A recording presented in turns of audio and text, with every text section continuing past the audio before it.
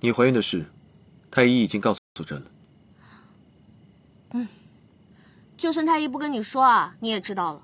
今天早上绿篱啊，在我宫门口发羊角风，闹得沸沸扬扬的，整个宫都知道了。有什么吃穿用上的需要，尽管和内务府提。皇上，你也别因为我有了身孕，就冷落了幽兰殿那边，毕竟那边也需要您啊。你知道了。哎，皇宫就那么大，有什么事儿能瞒得住啊？再说了，这又不是什么坏事儿，我们大家都为您高兴呢，是吧，强公公？你这是在说反话吧？朕并不是有意要瞒着你的，只是那天你的态度，令朕实在无法开口。皇上，我可是真心实意的为你高兴。你高兴什么？我为皇上高兴，为江妹妹高兴，也为我自己高兴。你自己高兴是为什么？因为怀孕的不是我啊。皇上，你看哈，如果我跟江妹妹各生一男一女，就太好了，将来也是个伴儿。皇上呢，也早日儿女双全了，所以啊，我是真心实意的为你开心啊。别说了。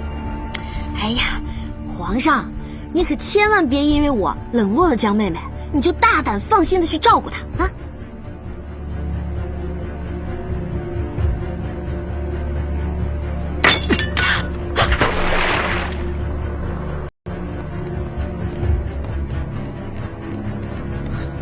娘娘，您没事吧？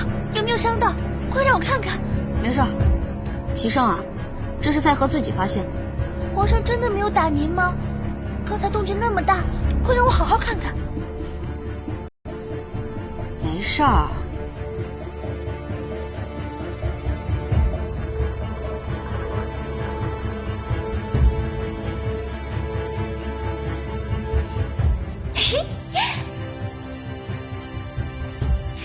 娘娘，娘娘，您看这小衣服多可爱呀！可爱，可爱有什么用啊？